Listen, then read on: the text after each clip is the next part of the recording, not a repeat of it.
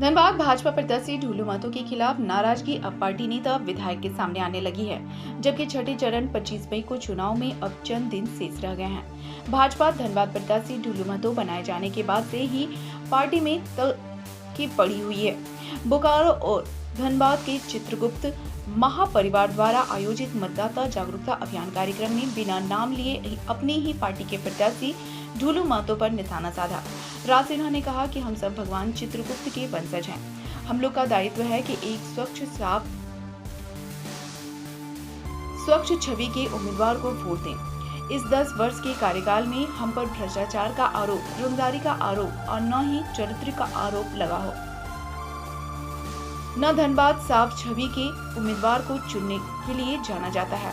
वहीं राज सिन्हा ने कहा, हमें बुद्धिजीवी समझा जाता है। इसके बावजूद हम लोग चुनाव को चुनौती की तरह नहीं लेते।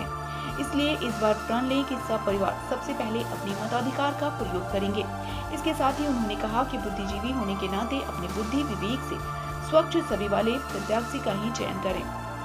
जो भी उम्मीदवार चुनाव में खड़े हैं, उनके गुण और दोषों को कसौटी पर कसकर अपना मतदान करें। विधायक ने कहा कि पंडित दीनदयाल उपाध्याय ने कहा था कि हो सकता है कि पार्टी से प्रत्याशी के चयन में भूल हो जाए, लेकिन कार्यकर्ता को उसे सुधार करना चाहिए। वहीं बता दें कि धनबाद लोकसभा बीजेपी प्रत्याशी ढूलू महतो पर 53 मुकदमे दर्ज हैं। वहीं इस बयान के बाद भाजपा ने भी संज्ञान लिया और पार्टी ने धनबाद विधायक राज सिन्हा समेत 5 से कारण बताओ नोटिस जारी किया। हम एक बुद्धिजीवी होने के नाते उम्मीदवारों के गुण अवगुण क्या है, उसको हमको देखते हुए मतदान करना है। किस उम्मीदवार की क्या खूबी है या किस उम्मीदवार के रहने से हमें कितना हमारे लिए अच्छा होगा, बुरा होगा, यह हमको देख करके मतदान करना है। और यह अगर हम करेंगे तो निश्चित रूप से हमने जो देखा है, अभी देखिए आप लगभग 30 वर्षों से, क्या 91 से यहाँ भारतीय जनता पार्टी के सांसद है। एक बार छोड़ दिया जाए तो रीता वर्मा जी को 4 बार आप लोगों ने जिताया। उसके बाद से लगातार पीएनसी जी रहे। मुझे नहीं लगता है, या 10 वर्ष से लगभग मैं विधायक हूं। आपके आशीर्वाद से आप लोगों ने मुझे प्रेम स्नेह दिया और मैं तो जाता हूं जहां भी, वहां लोगों से बोलता हूं कि भाई यह चुनौती देके कहता हूं कि आपके जनप्रतिनिधि पर किसी प्रकार का कोई भ्रष्टाचार का आरोप, किसी प्रकार का कोई माफियागिरी का आरोप, किसी प्रकार का कोई रंगदारी का आरोप, किसी प्रकार का चारित्रिक आरोप। आज जो स्थानीय बाहरी की बात चल रही, वो भी स्थानीय थे, लेकिन वो भी चुनाव नहीं जीत पाए। धनबाद हमेशा से एक छवि वाले व्यक्ति को चुनाव में चिंता है, हमेशा से।